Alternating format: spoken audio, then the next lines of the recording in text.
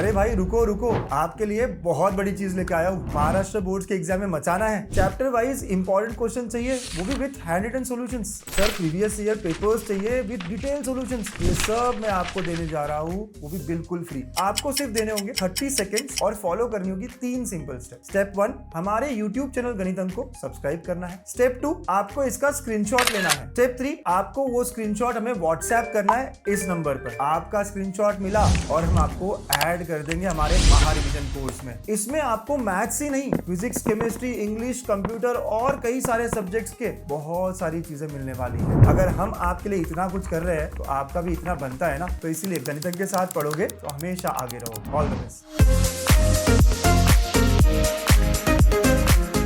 Hello बच्चो, welcome to गणित अंक। मराठीचा पेपर आपला उद्या आहे। मी प्रयत्न केले, मॉडरेटरशी बोलायचं मी प्रयत्न केलं, त्यांना इथे आणायचा प्रयत्न केलं, बट टाइम खूप कमी आहे आणि आय थिंक त्यांनी मला जे मेसेज दिलंय ते मी तुम्हाला दाखवतो, है ना। आपण तो मेसेज बघूया, ठीक आहे। तर त्यांनी खूप छान मेसेज मला पाठवलं आणि आय थिंक की हा मेसेज सगळ्यांनाच पाठवला असेल त्यांनी। खूप छान आहे हे जे मॉडरेटर आहे आणि व्यवस्थित मेसेज आहे त्यांचं की किती मार्काचा, किती पानं लिहायचं, किती टाइम लावायचं, तर टाइम मॅनेजमेंट किंवा काय काय अपेक्षा आहे तुमच्याकडून हे सगळं त्यांनी प्रॉपरली सांगितलेलं आहे। तर आपण मेसेज वाचूया आणि जे मेसेजमध्ये इम्पॉर्टंट पॉईंट आहे सगळं आपण लक्षात ठेवूया। सेकंड, त्यांनी एक आन्सर शीट पण मला शेअर केली आहे, जी मी ऑलरेडी ड्राईव्हमध्ये अपलोड केली, मी महारिविजनमध्ये पण अपलोड केलेलं आहे, तुम्ही बघू शकता त्याच्यात, ठीक आहे। तर हे जे पेपर आहे ते पण मी दाखवणार की टॉपरचा पेपर कसं असतो, जो टॉपर आहे तो कसं लिहितो, आपण पण तसंच लिहायचं, ठीक आहे। तर बेस्ट आपलं द्यायचं मराठीमध्ये। बच्चा लोग फिजिक्स, केमिस्ट्री, मॅथ्स, पुढचे जे बाकी सब्जेक्ट्स आहेत त्याचे सगळे मॉडरेटर्स आणि व्यवस्थित तुम्हाला सगळं अनालिसिस देणार आहे मी। तो स्टे कनेक्टेड। सबस्क्राईब नाही केलं असेल तर सबस्क्राईब करा आणि महारिविजन कोर्सला जॉईन व्हा, ठीक आहे। तिथे आपल्याला सगळे नोट्स वगैरे पण मिळतात, ठीक आहे। चला लेट सी दिस मेसेज। इयत्ता 12वी मराठी विषय कृतीपत्रिका सोडवताना विद्यार्थ्यांनी पुढील गोष्टींचा दक्षता घ्यावी। नंबर 1, सर्व कृतीपत्रिकेत दिलेल्या क्रमाने सोडवावेत। बहुत सारे बच्चे यही कहते हैं, सिक्वेन्स बदला तो चलेगा क्या। काय म्हटले त्यांनी, सर्व कृतीपत्रिकेत दिलेल्या क्रमाने सोडवावेत। जैसा सिक्वेंस है वैसे ही सिक्वेंस में रखो, नहीं आ रहा है पेज छोड़ो, है ना। इंपॉर्टेंट बात है, राइट। तो सर मैं इंग्लिश में सिक्वेंस चुकावला, सर इंग्लिश में मैंने सिक्वेंस ठीक नहीं किया, आगे पीछे किया, ठीक है, जो हो गया वो हो गया। इंग्लिश अच्छा गया बुरा गया, अब छोड़ दो उसको पीछे, मराठी नेक्स्ट, ठीक है। नवीन कृती स्वतंत्र पानावर सोडवावी। नया जो रहेगा सेक्शन वो नए पेज से स्टार्ट होना चाहिए, सिंपल बात है। कृती सोडवताना अंदाजे प्रत्येक कृतीला असणारे गुणांच्या दुप्पट मिनिटे वेळ द्यावा। कितना टाइम दूं, तो कितना आसानी से कह दिया, जितने मार्क का क्वेश्चन है उसका डबल टाइम लगना चाहिए। उदाहरण, 2 गुणांच्या कृतीसाठी 4 मिनिटे, 3 गुणांच्या कृतीसाठी 6 मिनिटे, 4 गुणांच्या कृतीसाठी 8 मिनिटे आणि 5 गुणांच्या कृतीसाठी 10 मिनिटे, याप्रमाणे। तो जो क्वेश्चन 4-5 मार्क का है उसको डबल 8-10 मिनिट्स आपको देने हैं, है ना। आपणास पूर्ण उत्तर पत्रिका सोडवण्यासाठी 3 तास म्हणजे 180 मिनिटे उपलब्ध आहेत। आपण 80 गुणांसाठी 160 मिनिटे लिहिण्यासाठी द्यावेत व राहिलेली 20 मिनिटे उतारे वाचून समजून घेण्यासाठी व त्यातील शिल्लक वेळ शेवटी निबंध लिहिण्यासाठी द्यावा। ओके, समझ रहे हो कितना अच्छा कहता है ना। 80 मार्क्स का पेपर है, 160 मिनट्स मिलना चाहिए। बचे हुए 20 मिनट आपको या तो रीड करने के लिए या तो समझने के लिए या लेबन जो एसे होता है उसके लिए ज्यादा टाइम चाहिए होता है। नंबर 4, एकूण 17 ते 18 पानांमध्येच पूर्ण उत्तर पत्रिका सोडवता येऊ शकते। विनाकारण जास्त पाने खर्ची घालवण्याची व पुरवण्या लावण्याची आवश्यकता नहीं, है ना। 17-18 पेज में पूरा हो सकता है, इतना कितना क्लियर रखा इन्होंने, कितना क्लियर। उदाहरण, कृति 1 गद्य 20 गुणांचा है, राइट। तो जिसको कितने मिनट्स हो गए आप बताओ फटाफट। 20 मार्क के लिए सेक्शन 1 कितने मिनिट हो गए, 40 मिनिटं देऊ आपण, येस। आ ई मिळून 4 पाने, 4 पानांमध्ये झालं पाहिजे।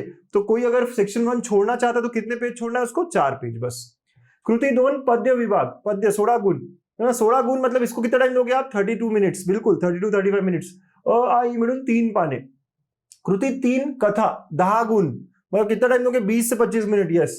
आ मिळून 3 पाने। कृति 4 उपयोजित, है ना, यस, उपयोजित मराठी तो 14 गुण आई मिळून आ मिळून 4 पाने. ठीक आहे. कृती 5 व्याकरण व लेखन. ओके, तर व्याकरण 10 गुणांचं व निबंध 10 गुण, आ मिळून 4 पाने. व्याकरणसाठी 1 पान व निबंधसाठी 3 पाने. तो कितना बडा लिखना होगा ऐसे, निबंध किती मोठा लिहायचं हे आपण इथे बघितलं. 3 पानांचं पाहिजे 10 मार्कासाठी आणि यू हॅव टू गिव्ह 20-25 मिनिटं तुम्हाला तिथे द्यावं लागेल. एकूण 18 पाने लागतील, तरीही आपल्याला योग्य ते गुण नक्की मिळतील. ओके, याची खात्री बाळगा. ठीक आहे. महत्वाचे, आवश्यक तेवढ्या सर्व कृती सोडव्यात. एकही कृती आवश्यकतेपेक्षा ज्यादा सोडवू नये. जितना जरूरी है उतना ही लिखो, है ना, ज्यादा मत लिखिए और ज्यादा एक्स्ट्रा क्वेश्चन भी मत करो. ठीक आहे. आपले हस्ताक्षर सुरेख असेल आणि आवश्यक तेवढी मुद्देसूद उत्तरे लिहिली तर मराठी विषयातही पैकीच्या पैकी गुण मिळू शकतात, हे लक्षात ठेवा. बहुत सारे बच्चे कहते हैं ना अक्सर फुल मिलता है क्या लैंग्वेज में, मराठी मध्ये मिळतो. राईट. बघा, 2 वर्षापासून ग्रामीण भागातील विद्यार्थी 100 पैकी 99 गुणदान घेऊन महाराष्ट्रात मराठी विषयात प्रथम आलेले आहेत.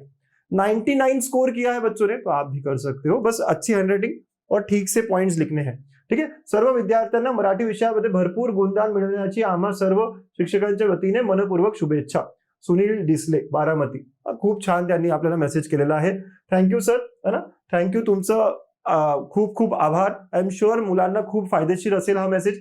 हा मेसेज मी आपल्या व्हॉट्सअप ग्रुपमध्ये पण टाकतो. जितके पण MSTCTचे आपले व्हॉट्सअप आहे किंवा बोर्डचे जे आपले व्हॉट्सअप आहे गणितांचे, ज्यांचा फार कमी अभ्यास झाला असेल त्यांच्यासाठी कान मंत्र 6 कविता करा. 6 पोएम जो कर लो उससे बहुत फायदा होगा. कोणतीही एक कथा, है ना, कोणतेही 2 उपयोजित घटक, व्याकरण इतना करोगे बढ़िया हो जाएगा. एवढ्या घटकांचा व्यवस्थित अभ्यास केला व कृतीपत्रिका व्यवस्थित समजून उत्तरे लिहिली तर तुम्हाला अपेक्षित गुण नक्की मिळतील. ओके. 2 गुणांच्या कृतीसाठी अर्धे पान. अच्छा, कितने मार्क्स के लिए कितना लिखना है, तो 2 गुणांच्या कृतीसाठी अर्धे पान, 3 गुणांच्या कृतीसाठी पाऊण पान, 4 साठी 1 पान आणि 5 साठी 1.5 पान लिहावं लागणार. कितना बड़ा आंसर लिखूंगा ये समझ में आ रहा है. 2 के लिए आधा, 3 के लिए पौन और 4 के लिए 1 पेज पूरा पूरा लिखना है. अशी जास्तीत जास्त उत्तरे लिहिण्याचा प्रयत्न करा.